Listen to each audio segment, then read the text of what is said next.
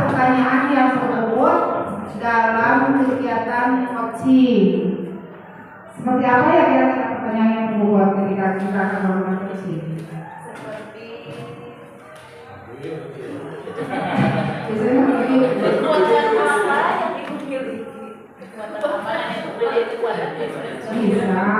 Aina mas kena kekuatan ya namanya. Enggak, pertanyaannya mungkin ketika kita belum seorang coach belum mendapatkan jawaban yang pas ya. Jadi kita pasti akan gimana nih pertanyaan selanjutnya dari mengarahkan itu ke jawaban yang sebenarnya. Ya, biasanya kan bisa kadang-kadang salah mendadak ketika kita pakai ini. Tapi kadang-kadang kita apalagi yang harus ditanyakan ada ya, makanya ada cerita itu kita melakukannya sama. Kalau misalnya muter-muter tidak ada solusi, ya mungkin tujuannya itu sebenarnya mau apa gitu ya, berarti tidak tercapai. Lanjut ya, yang kedua sama ya, pertanyaan berbobot kurang setuju, lebih cenderung pertanyaan bermakna. Ya, katanya pertanyaannya yang berbobot itu kurang setuju, tapi yang bermakna bisa ya? Kayaknya kalau pertanyaan berbobot itu terlalu berat ya, tapi ketika bermakna jadi apa?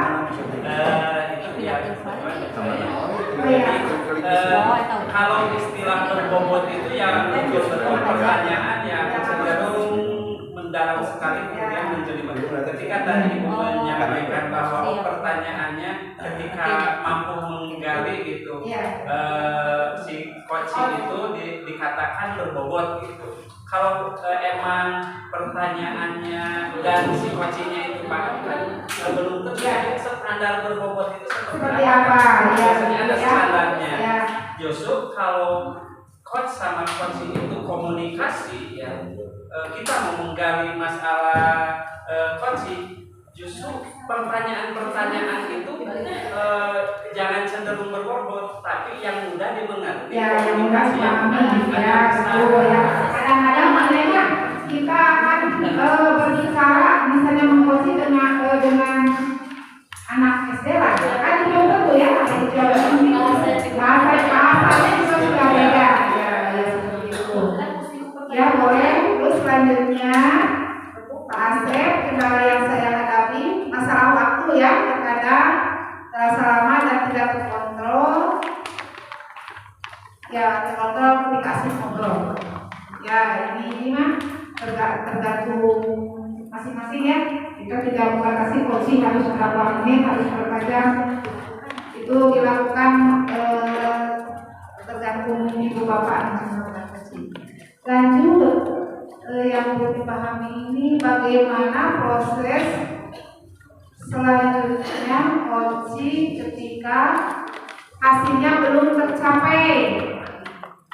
Nah, yang ini mungkin bagaimana proses selanjutnya coaching ketika hasilnya belum tercapai.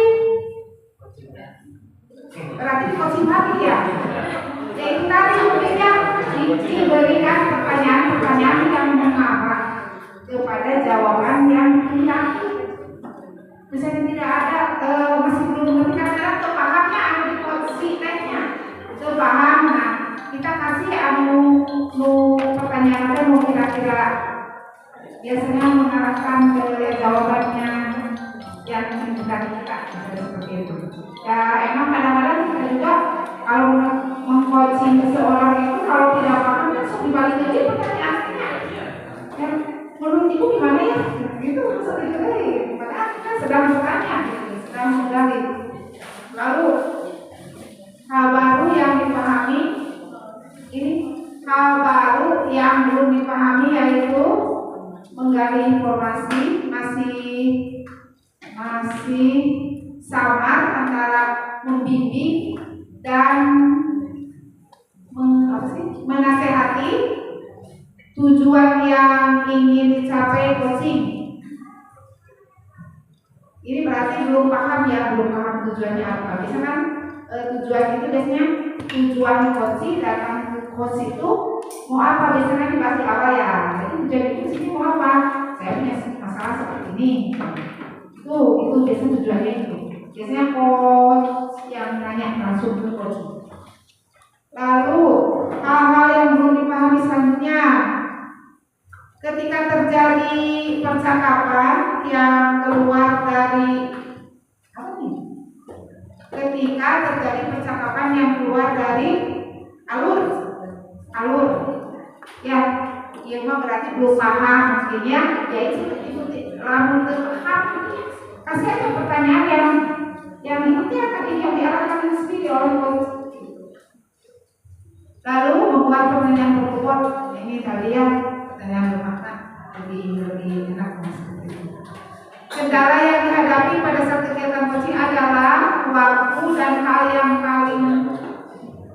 paling belum dipahami adalah bagaimana membuat pertanyaan berbobot. Yang tadi sudah ya.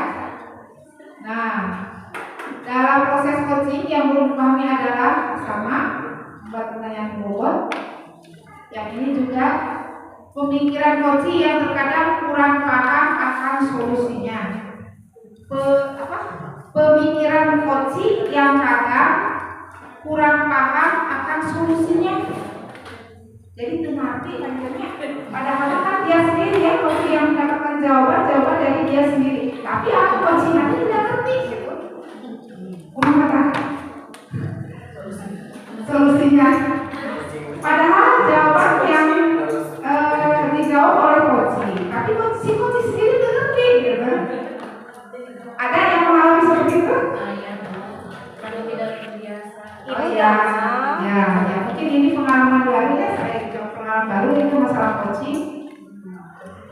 Lalu yang mana ya? Cara memberikan pertanyaan pada saat coaching. Ini cara memberikan ini mah kalau misalnya yang belum memahami cara memberikan pertanyaan pada saat coaching itu ya tutur itu kan tadi ayat tuturnya ya. Kita mengikuti alur kita itu aja nanti juga akan sampai ke dari tujuan, identifikasi, terus rencana aksi dan kali tanggung jawab, komitmen ya. Itu aja nanti kita akan ikuti itu alur kerjanya. Nanti selanjutnya alur pelaksanaan coaching yang benar. Yang belum dipahami itu alur pelaksanaan coaching yang benar dan apakah coaching yang saya lakukan sudah baik atau belum. Dari Bu Armi ya. Berarti siapa yang menilai coaching itu sudah baik atau belum? Sudah. Mungkin ya, mungkin ketika si coaching itu dapat mendapatkan solusinya sendiri ya, puas dengan solusinya sendiri, seperti itu. Kalau yang tadi yang jawabannya yang ini ya, coaching terkadang kurang paham, ini mungkin belum puas dengan jawabannya sendiri. Mungkin yang tadi pertanyaannya itu sekarang sudah dipahami gitu. Pertanyaannya tadi ya, si coach itu naros, tapi si pertanyaannya kadang sulit dipahami. Jadi ngalah kali liurnya. Ya. Nah, makanya